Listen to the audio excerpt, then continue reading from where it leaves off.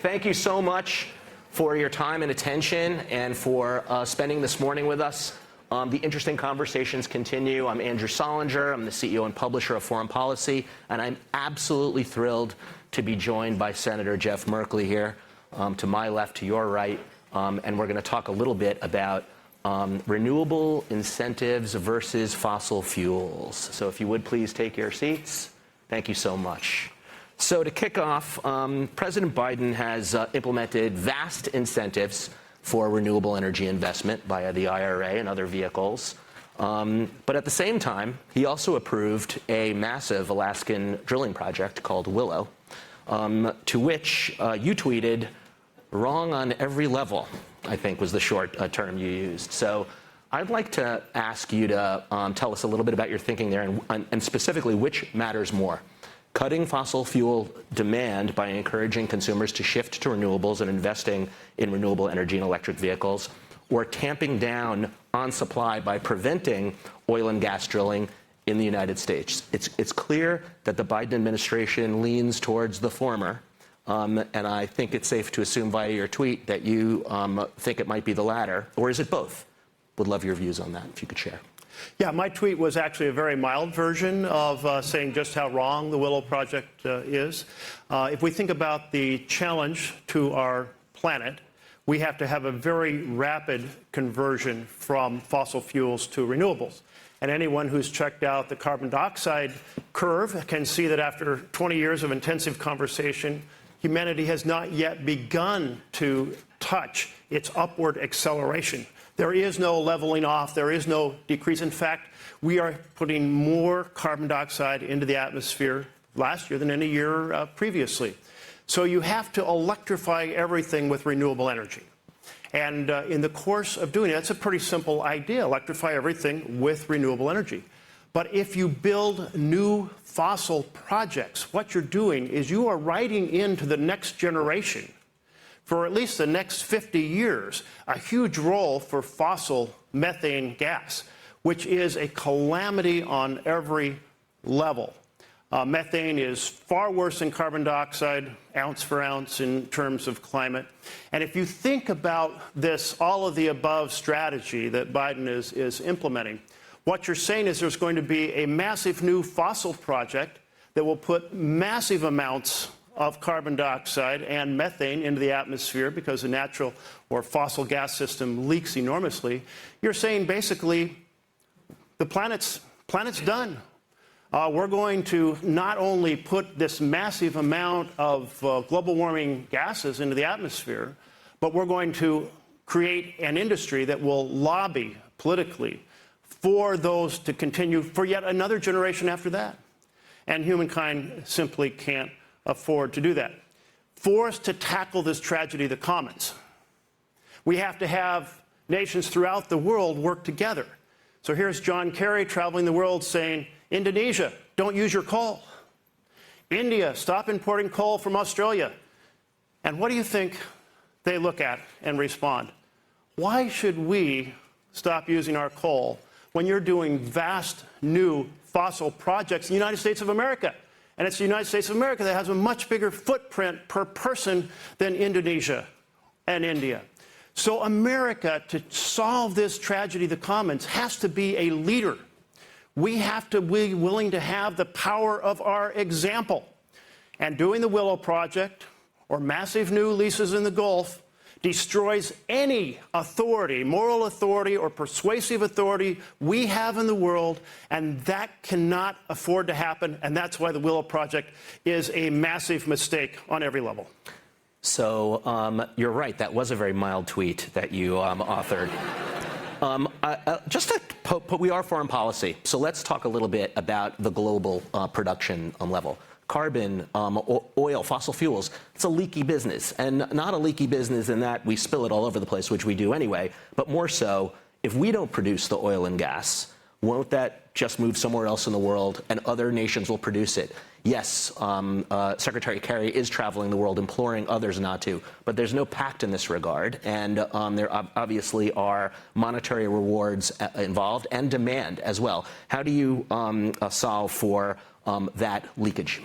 Well, this is why I use the phrase tragedy of the commons. If we go back to kind of the original tragedy of the commons debate, it was about whether you're not going to be able to allow your sheep to be eating the grass on the public square, right? And if everyone does that, the public square is destroyed. But everyone says, hey, if I don't put my sheep there, somebody else will. And it's why you have to have a collective agreement. And a collective agreement comes with people understanding that you don't want to destroy the common square. And in this case, we don't want to destroy the planet. And so you have to have leaders who will step forward and say, we understand that. And we aren't going to be just saying yes to the next project. We're going to work with you to say no to the next project here, and for you to say no to your next project. India has huge potential to convert to solar energy. And so when I was leading the effort at Paris to have a dialogue between our members of Congress and their members of Congress, it was a very interesting dialogue. And I followed up with the coal minister, meeting with him in India. And I said to him, what does it cost for a new kilowatt hour of solar? And he said, about 3 cents. And I said, how about for coal? He said, about 7 cents. And I said, well, so the solar is cheaper even before you account what's outside your window. And he looked out his window, but he couldn't see anything because of the air pollution coming from the coal. And so you think of the additional costs on health. So there's every reason for India to convert, except they have a very powerful coal lobby. And if we're not willing to take on our very powerful fossil lobby, particularly fossil gas, because it's easy to say, oh, coal's bad because we don't really like coal so much here, but we'll do fossil gas. But fossil gas in its life cycle is as bad on climate as coal.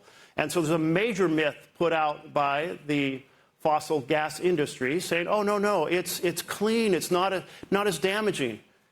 That's only true if you look at the point of combustion. But if you look at the pipelines and the methane that's produced, and every analysis we have sees that far more methane is leaking out of the fossil gas system than we ever envisioned before, it's as bad as coal. So we can't play like the good guy. Oh, we're getting rid of coal, aren't we wonderful? While we're promoting fossil gas. And then ask the rest of the world, oh, but get rid of your coal because that really hurts the climate. No, right. The gas hurts it just as much. So it is the moral high ground that you're speaking of. If a few minutes that we have left, I wanted to touch on a few points. Speed round. You're chairing a hearing on the climate impact of plastics. You were just explaining that that's been postponed to next week. We're actually going to have a debate here on the future of plastics in about half an hour-ish, featuring the Minderoo Foundation and the American Chemistry Council, which should be very interesting. You've said that plastic pollution and climate catastrophe are inextricably linked. Could you elaborate on that and the goal of your committee? Okay, so the speed round, the short version is plastics are made from fossil gas. So you have the massive leaking system of methane on the front end. In the middle, when you're making plastics, you have enormous damage to the communities where those are made, so it becomes an environmental justice issue. And on the back end, where we talk about the 3 Rs, renew, reuse, recycle, the reality for plastics is it's burned, buried, or borne out to sea. And if you read the New York Times article just last week, all of us now have tons of nanoplastic inside of us. It moves inside the cells. Wherever you see a concentration of that, for example, with fish at much higher levels, it's having impacts on reproductive health. We're literally poisoning ourselves, poisoning humanity around the globe with plastics. So it's bad in every side. Okay.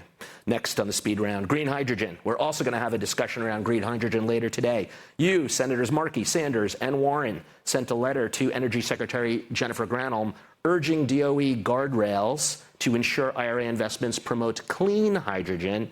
I'm moderating that panel, so that would be super helpful for me right now. Cheating, what policies would you like to see put into place? Well, for it to be clean hydrogen, it has to be made with renewable electricity through electrolysis. It can't be made from fossil gases. Both hydrogen and plastics are the goal of the fossil gas world, to keep producing more and more of it. So they're huge dangers in our effort to save the planet. And so as we look at the details at hydrogen, let's promote that's made with renewable energy, and let's promote it only for uses where it's cost effective. For example, one use might be in the making of steel, where you need very high temperatures, so you can use electricity to make hydrogen produce those high temperatures. Another might be in fertilizer.